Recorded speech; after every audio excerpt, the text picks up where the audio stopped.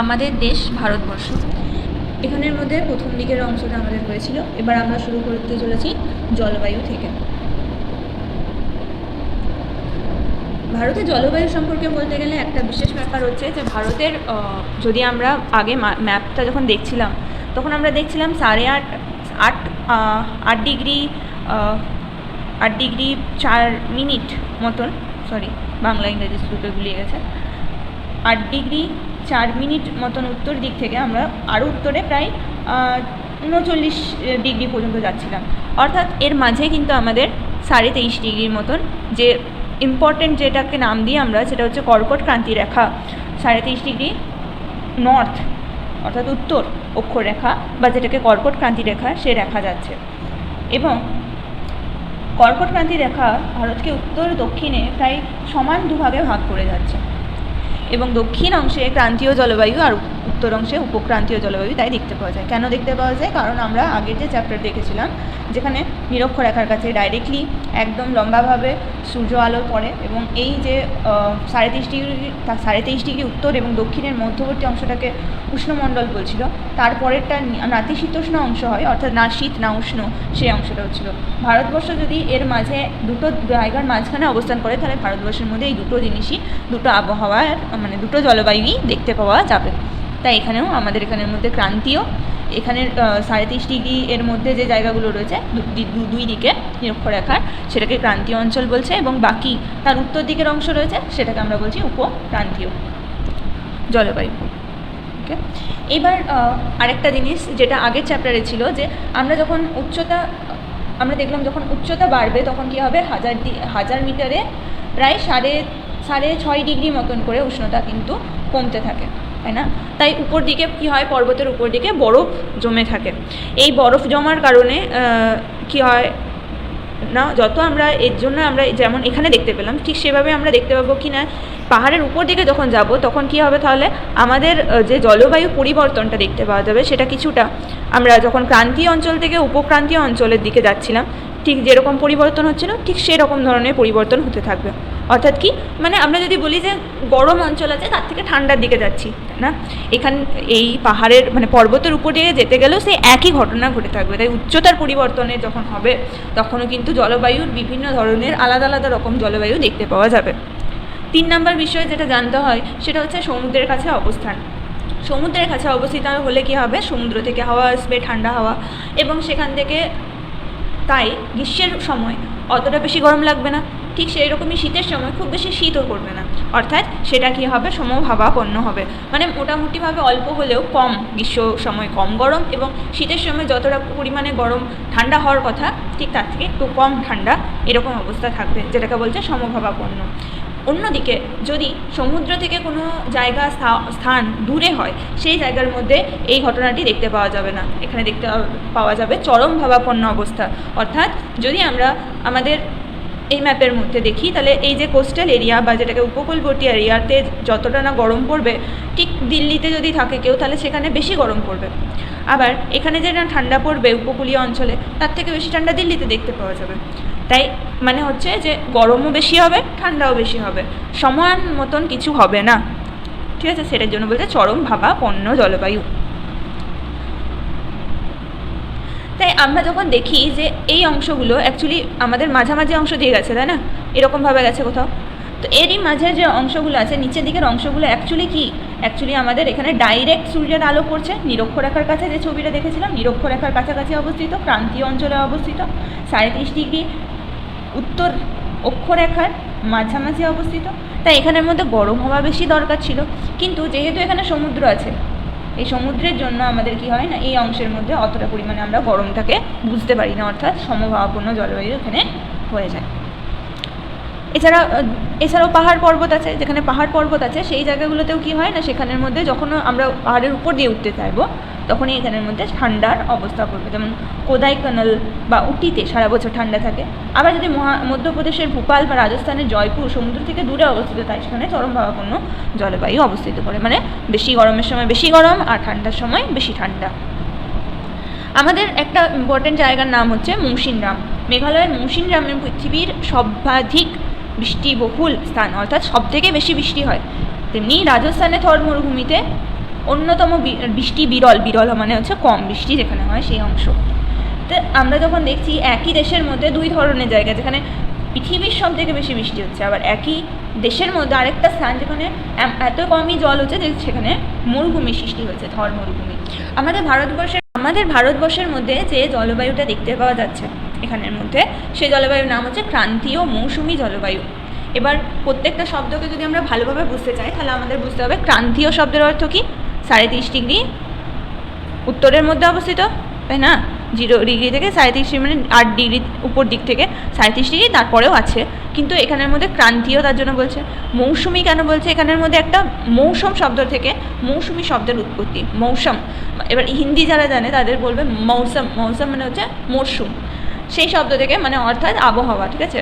সেই শব্দ থেকে মৌসুমি এসছে, যেটা কিনা কী হয় না, সেই এগুলো এক ধরনের নাম দেওয়া হয়েছিল যেখানের মধ্যে কী হয় না, দক্ষিণ পশ্চিম দিক থেকে গ্রীষ্মের সময় আমরা দেখব যে বৃষ্টির জন্য এক ধরনের সমুদ্রে যে আর্দ্র বায়ু সেটা আমাদের ভূপৃষ্ঠে চলে আসে, মানে আমাদের ভারতবর্ষের মধ্যে বিভিন্ন স্থানে পরিবাহিত হয়, যার কারণে বৃষ্টি দেখতে পাওয়া যায়। মৌসুমি জলবায়ু এর দেশ, মানে ওই মৌসুমি বায়ুর জন্য যেহেতু বৃষ্টির হয় এবং তার উপরই সমস্ত কিছু কন্ট্রোল করা হয়, তার উপরই সমস্ত কিছু নির্ভর করে হবে, তার জন্য এখানের মধ্যে সেটাকে বলছে ক্রান্তীয় মৌসুমি জলবায়ুর দেশ।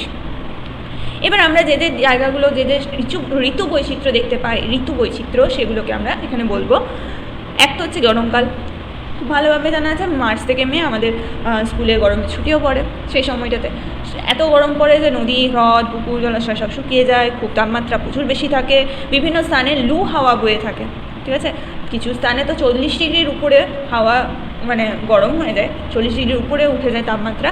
এছাড়াও লু বা আঁধি বয়ে থাকে। এই জিনিসটা কী জিনিস না, উত্তরপ্রদেশ, বিহার এবং উত্তর ভারতের কিছু অংশের মধ্যে দিনের বেলা কী হয় না, অতি শুষ্ক এবং উষ্ণ বায়ু, যেটাকে লু, সেটা প্রবাহিত হয়, যার ফলে উষ্ণতা তো অলরেডি বেশি ছিল, তার থেকেও বেশি হয়ে যায়, 50 ডিগ্রিতে পৌঁছে যায়।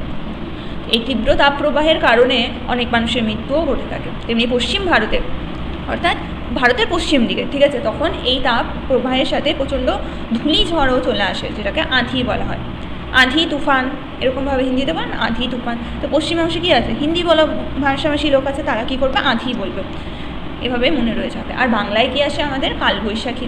বৈশাখ মাসে সন্ধ্যাবেলা কী হয়, গরমের জন্য প্রচুর ঝড় ওঠে এবং তার সাথে বজ্র বিদ্যুৎ সহ সন্ধ্যাবেলা থেকে বিকেলবেলার দিকে বৃষ্টি ঝড় হয়ে থাকে, সেটাকে আমরা কালবৈশাখী বলে থাকি। এবার এখানের মধ্যে বর্ষার আগমনকাল মানে হচ্ছে জুন থেকে সেপ্টেম্বর মাসের কথা বলা হচ্ছে।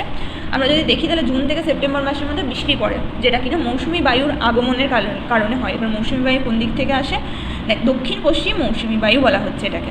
কেন বলা হচ্ছে, যেখান থেকে উৎপত্তি হবে সেটাকে দিকটাকে বলছে। তো অ্যাকচুয়ালি কী হচ্ছে না, গ্রীষ্ম পড়ছে, প্রথমে আমরা দেখলাম এই মার্চ থেকে মে মাসের মধ্যে প্রচুর গরম পড়বে, যার কারণে কী হবে, গরম পড়লে আগে বলেছিলাম হাওয়া, এখানে যে ভূমি এটা রয়েছে সেই জায়গায় হাওয়া গরম হয়ে উপর দিকে উঠে যাবে, উপর দিকে উঠে গেল। এবার এর সাথে যে স্তর ছিল সেই স্তর উপরের দিকে উঠে থাকবে। এভাবে আস্তে আস্তে কী হবে, হাওয়া যখন উপরে উঠবে তখন চাপ কী হয়ে যাবে, কমে যাবে। সবসময় মনে রাখতে হবে, যখন আমাদের গরমের কারণে যখন হাওয়া গরম হয়ে যাবে, বাতাস গরম হয়ে যাবে এবং উপর দিকে উঠে যাবে, তখন কী চাপের সৃষ্টি হবে, নিম্নচাপের সৃষ্টি হবে। তাই এখানটা ফাঁকা হয়ে গেল, মোট কথা এই ফাঁকা অংশটাকে পূরণ করতে হবে। এবার এইখানে আরেকটা জিনিস বুঝবার আছে যে এখানটা তাহলে যদি গরম হচ্ছে তাহলে এখানে কেন গরম হচ্ছে না, জলে কেন গরম হচ্ছে না। আমাদের জানা উচিত যে জল যদি আমরা গরম করি আর এক জায়গায় বালি আছে সেটা যদি গরম করি, তাহলে বালি বা মাটি যাই হোক না কেন, সেটা তাড়াতাড়ি গরমও হবে, আবার তাড়াতাড়ি ঠান্ডাও হয়ে যাবে। কিন্তু জল গরম হতে একটু বেশি সময় নেবে আর ঠান্ডা হতেও বেশি সময় নেবে, ঠিক আছে? এইভাবে যখন স্থলভাগে গ্রীষ্মকালের দিকে গরম হচ্ছে, তখন কী হচ্ছে, আমরা দেখতে পেলাম যে খুব গরমের কারণে ঝড় শুরু হচ্ছে, ঠিক আছে, হাওয়াটা উপর দিকে উঠে গেল। তাই এখানটাকে ফাঁকা স্থানটাকে পূরণ করতে, যেখানে বেশি গরম বাতাস নেই সেখান থেকে আসবে, সেই জন্য এখানের মধ্যে কী হবে, ঝড়, বৃষ্টি এসবগুলো হতে থাকবে। এবার এটাও হচ্ছে যে এই উপর দিকে যে উঠে যাচ্ছে হাওয়াগুলো, সেগুলো কী হবে না, এগুলো ঠান্ডা হবে, মেঘের সৃষ্টি হবে এবং তারপর বৃষ্টি হচ্ছে, কালবৈশাখী যেটা হচ্ছে। ঠিক সেভাবেই এখানের মধ্যে কী হবে না, এখানের মধ্যে যেহেতু আমাদের এই স্থলগুলো গরম হয়েছিল, তাই এখানে নিম্নচাপ অবস্থান করছে। আর এখানে কি করছে, এখানে যেহেতু ওরকম কিছু ঘটনা ঘটেনি, তাই এখানের মধ্যে জলভাগের মধ্যে কিন্তু উচ্চচাপ অবস্থান করছে। তাই এখান থেকে বঙ্গোপসাগরে যে উপরে হাওয়া থাকবে, সেখানের মধ্যে জলও বেশি থাকবে, আর্দ্রতা বেশি থাকবে। সেই আর্দ্র বায়ু, মৌসুমি বায়ু যেটাকে বলছে, দক্ষিণ পশ্চিম দিক থেকে, কীরকমভাবে দিক দেখেছিলাম আমরা, উত্তর, এটা দক্ষিণ, এটা পূর্ব, এটা পশ্চিম, এদিকে হচ্ছে দক্ষিণ পূর্ব, এদিকটা দক্ষিণ পশ্চিম, তাহলে দক্ষিণ পশ্চিম থেকে আসছে কিন্তু হাওয়াটা, তাই এই দিক দিয়ে যাচ্ছে, তাই এটাকে বলে দক্ষিণ পশ্চিম মৌসুমি বায়ু। তো এখানে কি বলছেন না, মে থেকে জুন মাসের মধ্যে ভারতের উত্তর পশ্চিম স্থলভাগের দিকে, উত্তর পশ্চিম স্থলভাগের দিকে নিম্নচাপের সৃষ্টি হচ্ছে। অপরদিকে বঙ্গোপসাগর, আরব সাগরের, এখানের মধ্যে বঙ্গোপসাগর, এদিকে আরব সাগর আছে, সেখানের মধ্যে উষ্ণতা তুলনায় কম হওয়ায় আমি বললাম জল গরম হতে বেশি সময় লাগবে এবং ঠান্ডা হতেও বেশি সময় লাগবে, কিন্তু সেই তুলনায় যে মাটি আছে সেটা তাড়াতাড়ি গরম হবে, তাড়াতাড়ি ঠান্ডা হবে। সে একই কারণে এখানের মধ্যে এই জায়গাগুলো একটু হলেও জলের স্তরগুলো একটু হলেও ঠান্ডা থাকে। তাই বঙ্গোপসাগর, আরব সাগর থেকে জলীয় বাষ্পপূর্ণ বাতাস স্থলভাগের দিকে ছুটে যায়, যেটিকে আমরা দক্ষিণ পশ্চিম মৌসুমী বায়ু বলে থাকি। ওকে, এবার বলছে বঙ্গোপসাগর থেকে এই বায়ু উত্তর দিকে প্রবাহিত হয়ে মেঘালয়ের গারো, খাসি, জয়ন্তিয়া পাহাড়ে বাধা পেয়ে প্রচুর বৃষ্টিপাত ঘটায়। এবার যেটা জানতে হবে এই টাইমটা বুঝতে, সেটা হচ্ছে শৈলক্ষেপ বৃষ্টিপাত। কী জিনিস আমরা বলেছিলাম, আমরা দেখেছিলাম যে যত উঁচুতে উঠবো তত ঠান্ডা বাড়বে। ঠিক সেইভাবেই যতটা বায়ুটা কী হবে, বায়ুর মধ্যে যতটা গরম হবে ততটা পরিমাণ জল সেটা ধরে রাখতে পারবে। কিন্তু বায়ু যদি ঠান্ডা হয়ে যায় তাহলে ওই জলটা ভারী হয়ে যাবে এবং সেই জলটা ধরে রাখতে পারবে না। তাই যখন এই রকমভাবে কোনো একটা বাতাস যখন এসে এই পাহাড়ের গায়ে বা পর্বতের গায়ে যখন ধাক্কা মারবে এবং উপর দিকে উঠে যাবে, তখন সেটা আস্তে আস্তে নিজে থেকে ঠান্ডা হয়ে যাবে। যখন ঠান্ডা হয়ে যাবে তখন সে আর জল ধরে রাখতে পারবে না, সেই মেঘটা কিন্তু আর জল ধরে রাখতে পারবে না, তাই সেখানের মধ্যেই ওটা বৃষ্টি হয়ে ঝরে পড়বে। তাই সেই রকমভাবেই এখানেও তাই হচ্ছে, উত্তর দিকে প্রবাহিত হয়ে যাচ্ছে এবং সেখানে পশ্চিমবঙ্গের যদি আমরা দেখতে যাই, গারো, খাসি, জয়ন্তিয়া পাহাড় এখানে অবস্থিত, গারো, খাসি, জয়ন্তিয়া এভাবে মেঘালয়ের মধ্যে অবস্থান করে এবং এই হাওয়াটা এখানে যে ধাক্কা মারে এবং যার কারণে শৈলক্ষেপ বৃষ্টিপাত হচ্ছে, মানে হাওয়াটা আরও ঠান্ডা হয়ে যাবে উপরে উঠে এবং সেখানেই বৃষ্টি হয়ে ঝরে পড়বে। তাই এখানের মধ্যে বৃষ্টি শুরু হয়ে গেল এবং প্রচুর বৃষ্টিপাত হয়। মেঘালয়ের মৌসিনরাম অঞ্চল এখানের মধ্যে অবস্থিত, তাই এখানের মধ্যেও সবচেয়ে বেশি বৃষ্টিপাত পৃথিবীর মধ্যে এখানেই হয়ে থাকে। গড় বৃষ্টিপাতের হার বলে দিয়েছে 11,872 মিলিমিটার হয়। আচ্ছা, বৃষ্টিপাত কত হচ্ছে সেটা কোথায় মাপা যায়, কোন যন্ত্রের মাধ্যমে, আগে পড়া হয়েছে আবহাওয়া চ্যাপ্টারে। হ্যাঁ, একদম রেন গজ যন্ত্রে, রেন গজের সাহায্যে আমরা মেপে থাকি কত পরিমাণ বৃষ্টি হচ্ছে। এবার এই বায়ুর ফলে গোটা পশ্চিমবঙ্গে প্রচুর বৃষ্টিপাত হয়।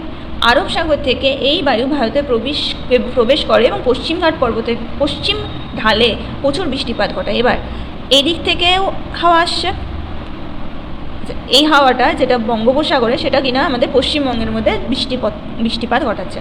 কিন্তু এখানে যে পশ্চিমঘাট পর্বতটা আছে সেটা একটু হলেও বড় এবং উঁচু ধরনের হয়ে থাকে। তা আরব সাগর থেকে আসা যে হাওয়াটা সেটা কিনা এই পশ্চিমঘাটে ধাক্কা মারবে এবং যার ফলে এর পশ্চিম ঢালে, এদিকটা পূর্ব দিক, এদিকটা পশ্চিম দিক, যেদিকে ধাক্কা মারবে সেখানেই কিন্তু বৃষ্টিপাত ঘটাবে। তার উল্টো দিকে যখন আসবে সেই হাওয়াটা আর কিন্তু ততটা পরিমাণে জল ধরে থাকে না এবং তার কারণে এইদিকে কিন্তু বৃষ্টি হবে না, পূর্ব দিকেই বৃষ্টি হবে না, পশ্চিম দিকেই বৃষ্টি হবে। ঠিক আছে, এবং এই যে পশ্চিম দিকে বৃষ্টি হচ্ছে আর পূর্ব দিকে হচ্ছে না, এই পূর্ব দিকটাকে বলা হচ্ছে বৃষ্টির ছাই অঞ্চল, বা কম হয়, খুবই কম হয়, না বললে না হওয়ার মতনই হয়ে থাকে, সেটাকে বলে বৃষ্টির ছাই অঞ্চল। এবার এই মৌসুমি বায়ুর কিছু বৈশিষ্ট্য সম্পর্কে বলেছে যে আমাদের গোটা দেশে কি হয় না, মৌসুমি বায়ুর বন্টন আলাদা হয়। এটা কি করে বোঝা যাবে, যদি আমরা লজিক্যালি বুঝতে চাই, এখানে গারো, খাসি, জয়ন্তিয়া আসার পর এখানে যখন ধাক্কা মারে তখন প্রচুর বৃষ্টি হয়ে গেল। এবার এই হাওয়াটাই আস্তে আস্তে পূর্ব দিক থেকে পশ্চিম দিকে যেতে থাকে। এবার যত পশ্চিম দিকে যাবে, যত বৃষ্টি করতে করতে যাবে, এখানে হয়তো একটু বেশি বৃষ্টি পড়লো, তারপর আরও কমে যাবে, এদিকে গেলে আরও কমে যাবে এবং একটা সময় আসবে যেখানে কিনা এর কোনো রকমভাবে বৃষ্টি ঘটাবার মতন জল এর মধ্যে থাকবে না বা সেই কন্ডিশন থাকবে না যাতে সেই মেঘ থেকে বৃষ্টি ঝরে পড়ে। এবার আরেকটা হয় যে এখানের মধ্যে কখনো মৌসুমি বায়ু আগে আসে, কখনো পরে আসে, এবার কখনো প্রচুর বৃষ্টি হয়, কখনো বৃষ্টি কম হয়। তাই এখানের মধ্যে যে খামখেয়ালিপনার জন্য কোথাও বন্যাও হয়, আবার কোথাও খরাও হয়ে যায়। এবার আরেকটা ইন্টারেস্টিং ফ্যাক্ট, তামিলনাড়ু রাজ্যের যে করমণ্ডল উপকূলে বছরে 2বার বৃষ্টিপাত হয় অক্টোবর মাসে। এবার তামিলনাড়ু এরকম জায়গায় অবস্থান করে, এদিকে অবস্থান করে। এখানে যখন যাবে, এখানে কী জন্য দুবার হচ্ছে না, যখন যাবে প্রথমবার হাওয়াটা তখনও এখানে ধাক্কা মারে, আবার যখন ফিরে আসে না একটা সময় পর এই স্থলভাগ থেকে এবার এই হাওয়াটাই ফিরের দিকে আসে, ফিরতির সময় যেটা পরের দিকে বলা থাকবে, তখনও কিন্তু তখন তো ভূমির উপর দিয়ে যখন যাবে তখন সেখানে তো জল নেই যে জল শোষণ করবে, বৃষ্টিপাত ঘটাবে, তো সেটা হবে না। কিন্তু যখন এই অংশের মধ্যে পৌঁছালো বঙ্গোপসাগর থেকে একটু হলেও আর্দ্রতা নিতে পারবে, একটু হলেও জল নিতে পারবে, এবং সেটা আবার যখন এদিকে ফিরতি পথে আসবে তখন কিনা এই অংশের মধ্যে আবার বৃষ্টি ঘটায় অক্টোবর মাসে। তাই তামিলনাড়ু রাজ্যের মধ্যে করমণ্ডল যে উপকূল আছে সেখানের মধ্যে দুবার বৃষ্টিপাত হয়ে থাকে। ভারতের কৃষিকাজ এবং অর্থনীতি অনেকটাই মৌসুমি বায়ুর উপর কিন্তু নির্ভরশীল হয়। তার কারণে এই যে খামখেয়ালিপনার কারণে আমাদের শস্য ভাণ্ডারের উপরও প্রভাব পড়ে, কখনো ভালো বৃষ্টিপাত। আর আমাদের দেশের মধ্যে এতটা ধনী নয় প্রত্যেকে যে প্রত্যেকে সেচ ব্যবস্থার উপর নির্ভর করবে, যেটা ইরিগেশন সিস্টেম বা সেচ ব্যবস্থা। কী জিনিস, আমরা খুব খনন করি, কোথাও কুয়া খনন করা হয়, কোথাও অন্যান্য জিনিসপত্র যেমন মেশিনের ব্যবহার করা হয়, দিয়ে পাম্পের মাধ্যমে জল তোলা হয়। এগুলো প্রত্যেকটা জায়গায় করা সম্ভব হয়ে ওঠেনি। অনেকে গরিব, তারা করে উঠতে পারেনি, তারা সম্পূর্ণভাবে বৃষ্টির উপর নির্ভর করেন এবং নদীর উপর নির্ভর করে অনেকে, কিন্তু সবসময় সেই নদীতে জল থাকবে তার কোনো মানে নেই। তার কারণে অনেক এই কৃষিকাজের বিভিন্ন জিনিসপত্র এগুলো কিন্তু সেচের জন্য সাধারণত এই মৌসুমি বায়ুর উপরই আমরা নির্ভর করে থাকি, যার কারণে কৃষিকাজ এবং অর্থনীতি আমাদের পুরোপুরিভাবে বলতে গেলে বেশিরভাগটাই এই মৌসুমি বায়ুর উপর নির্ভরশীল। তাই এই খামখেয়ালিপনার জন্য যে খামখেয়ালি হচ্ছে মৌসুমি বায়ু, তার জন্য আমাদের দেশের অর্থনীতির উপর এবং কৃষিকাজের উপর একটি ভারী প্রভাব পড়ে থাকে। এরপরেরটা হচ্ছে শরৎকালের কথা বলছে, যেটা কিনা অক্টোবর থেকে নভেম্বর, যখন আমাদের দুর্গাপুজোর ছুটি হয়, ঠিক সেই সময়টাতে কী হয় না, মৌসুমি বায়ু প্রত্যাবর্তনকাল। যেটা আমরা বলছিলাম যে সেপ্টেম্বর মাসের শেষ এবং অক্টোবর মাসের শুরু, তখন কী হয় না, স্থলভাগ থেকে জলভাগের দিকে বায়ু চলাচল করতে থাকে। এবার কেন করে সেটা বুঝে নেওয়া যায়। আমরা বললাম যে গ্রীষ্মের শুরুর দিকে ভূমিভাগটা যেটা আছে সেটা গরম হতে শুরু করবে এবং এখানের মধ্যে হাওয়া উপর দিকে চলে যাবে, বাতাস উপর দিকে গেলে কী হবে, এখানের মধ্যে নিম্নচাপ সৃষ্টি হবে। কিন্তু সেই তুলনায় জল গরম কম হবে এবং আস্তে আস্তে ঠান্ডাও হবে। এবার যখন এইরকম পরিস্থিতির সৃষ্টি হবে, তখন বর্ষাকালে তো দক্ষিণ পশ্চিমী বায়ুর কারণে, দক্ষিণ পশ্চিম মৌসুমী বায়ুর কারণে বৃষ্টি হয়ে গেল, তাই এই যে ভূমিভাগটা সেটা ঠান্ডা হয়ে গেল। কিন্তু জলের ক্ষেত্রে যেহেতু এটা আস্তে আস্তে হিট নেয়, আস্তে আস্তে গরম হয়, তাই এই সময়ের মধ্যে যখন মানে বর্ষাকালের ঠিক পরে এইখানের মধ্যে উষ্ণতাটা ভূমিটা যেহেতু ঠান্ডা হয়ে গেছে, তাই এই জলের উষ্ণতাটা অ্যাকচুয়ালি ভূমির থেকে বেশি হয়ে যাবে এবং সেখানের মধ্যে কী সৃষ্টি হবে, হাওয়াটা উপর দিকে চলে যাবে, বায়ু উপর দিকে গেলে কী হবে, এখানের মধ্যে জলভাগের মধ্যে নিম্নচাপের সৃষ্টি হবে। এর ফলে কী হবে না, এইটা এখন স্থলভাগে উচ্চচাপ চলছে আর জলভাগে চলছে নিম্নচাপ, তাই কোথা থেকে কোথায় যাবে, উচ্চচাপ থেকে নিম্নচাপের দিকে সবসময় বায়ু প্রবাহিত হয়। এটা মনে রাখার বিষয় হচ্ছে উচ্চ থেকে নিম্ন দিকে। তাই এই উচ্চ থেকে নিম্ন দিকে আবার এখানের মধ্যে বায়ু চলাচল করবে, সেই জন্য শরৎকালের মধ্যে কী হবে না, মৌসুমি বায়ু প্রত্যাবর্তন করবে। এখানে সেপ্টেম্বর মাসের শেষে বা অক্টোবর মাসের শুরুতে স্থলভাগ থেকে জলভাগের দিকে বায়ু চলাচল শুরু করতে থাকে।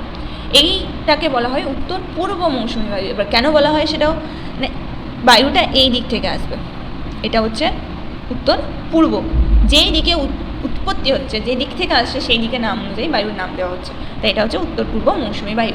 স্থলভাগে আসার কারণে জলীয় বাষ্প কম হয়। এখানে বললাম যখন তামিলনাড়ুর কথাটা বলছিলাম তখন, স্থলভাগে এলে তো বৃষ্টি জল পাবে না, তার জন্য এখানে জলীয় বাষ্প থাকবে না, তাই বৃষ্টিপাত প্রায় হয় না বললেই চলে। কিন্তু বঙ্গোপসাগরের উপর যখন আসবে, এইভাবে আসছে, তখন কী হবে না, এখানের উপর তো উত্তর পূর্ব মৌসুমি বায়ু প্রচুর পরিমাণে জলীয় বাষ্প সংগ্রহ করতে পারবে, তাই এটি করমণ্ডল উপকূলের উপর কী করবে, প্রচুর বৃষ্টিপাত ঘটাবে।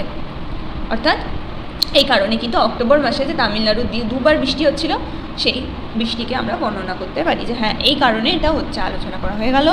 এবার আমাদের শীতের সময়, পরীক্ষার সময় ডিসেম্বর মাস এবং তার থেকে ফেব্রুয়ারি পর্যন্ত, অর্থাৎ নতুন শুরুর দিকে, নতুন বছরের শুরুর দিকে ইংরেজি ক্যালেন্ডারে সেই সময়টা ঠান্ডা ঠান্ডা থাকে, সেটাই হচ্ছে আমাদের শীতকাল। এই শীতকালের মধ্যে কী হয় না, আমাদের জানা উচিত যে এই শীতকালে কিন্তু আমাদের বৃষ্টি হয় না। হ্যাঁ হয়, খুব কম হয়, একদিন হয়তো হয়, কিন্তু একটা নিম্নচাপের সময়, মৌসুমি বায়ুর সময় আমরা 15 দিন, 7-8 দিন এরকমভাবে বৃষ্টি দেখতে পাই। 5-6 দিন হয়তো বৃষ্টি হলো, কিছুদিন গ্যাপ হলো, তারপর আবার বৃষ্টি পড়লো, সেরকম বৃষ্টি হয় না, হয়তো 1-8 দিন বৃষ্টি হয়। তো সেইটাকে আমরা বলতে পারি না হওয়ার মতনই, শীতল শুষ্ক এই জন্য বলা হয়, কারণ এখানের মধ্যে যদি আমরা দেখি যে এই সময় উষ্ণতা কম থাকার কারণে জলীয় বাষ্পের পরিমাণ কম হয় এবং যেহেতু ঠান্ডা হয়, তাই এখানের মধ্যে আর্দ্রতাও কম হয়ে থাকে। ঠিক আছে, উত্তর পূর্ব মৌসুমি বায়ু প্রবাহিত হতে থাকে। এই বায়ুটা এখনও প্রবাহিত হতে থাকে, মানে উত্তর পূর্ব মানে এদিক থেকে যেটা আসছিল মৌসুমি বায়ু শীতকালে প্রবাহিত হতে থাকে। সারা বছর ভারতে এই সময় তেমন বৃষ্টিপাত হয় না, এবং শীতকালের মাঝামাঝি 2-4 দিন একটানা আকাশ মেঘলা থাকে, ঝিরঝিরি বৃষ্টি হয়, এটাকে বলা হয় পশ্চিমী ঝঞ্ঝা। এবার এটা কেন হয় না, আমরা যদি ভালো করে ম্যাপ দেখি তাহলে দেখতে পাবো এই আমাদের এই অংশের মধ্যে পাকিস্তান আছে, আফগানিস্তান আছে, এই দিক থেকে আরেকটু দূরে গেলে আমরা দেখতে পাবো একটা জায়গা আছে ভূমধ্য সাগর। ঠিক আছে, সেখান থেকে ঠান্ডা গরম বাষ্প, ওখান থেকে কিন্তু বাষ্প, জলীয় বাষ্প যুক্ত বাতাস এখানের মধ্যে চলে আসে, এবং যেহেতু এই অংশের মধ্যে কি হয় না তখন ঠান্ডা শীতের সময় চলে, তাই এখানের মধ্যে আর মানে যেহেতু হাওয়াটা ঠান্ডা হয়ে গেল তার কারণে, এবং জলীয় বাষ্পযুক্ত ছিল, যেমনটা শৈলতকে বৃষ্টিপাতে হচ্ছিল, মানে পাহাড়ে যখন ধাক্কা দিচ্ছিল উপরে উঠে যাচ্ছিলো, হাওয়াটা ঠান্ডা হয়ে যাচ্ছিলো, যার কারণে আর তারা মানে জলবিন্দুগুলোকে ধরে রাখতে পারছিল না, সেগুলো এখানেও হয়, এবং সেই জন্য পশ্চিম ঝঞ্ঝার কারণে এখানে বৃষ্টিপাত হয়, যেটাকে আমরা ওয়েস্টার্ন ডিস্টারবেন্সও বলে থাকি। উত্তর পশ্চিম ভারতে শীতকালে দক্ষিণ ভারতের তুলনায় উত্তর ভারতে ঠান্ডার প্রকোপ বেশি থাকে। কেন থাকে? আমরা বলেছিলাম কর্কট ক্রান্তি রেখা আছে, এখানের মধ্যে ডাইরেক্ট সূর্যের আলো যায়, এখানের মধ্যে ডাইরেক্ট সূর্যের আলো যাবে, এবং এদিকে একটু হলেও তির্যকভাবে যাবে। সেটা ছাড়াও এখানের মধ্যে সমুদ্র আছে, যেটা সম্ভাবনাপন্ন হয়ে যাবে তার জন্য, এবং তার জন্য কী হবে, এখানের মধ্যে একটু হলেও কম ঠান্ডা পড়বে, কিন্তু উত্তর দিকে আমাদের বেশি ঠান্ডা পড়বে। এই সময় শহরাঞ্চলে ভোরবেলা কুয়াশা থাকে এবং রাতেরবেলা শিশির পড়তে দেখতে পাওয়া যায়। এবার আমরা এই মৌসুমি বায়ুর প্রভাব হিসেবে কী কী বললাম, এক তো বললাম যে কৃষকেরা যারা আছেন তারা প্রচুর পরিমাণে এই জলের উপর নির্ভর করেন, বেসিক্যালি সেচ ব্যবস্থার জন্য।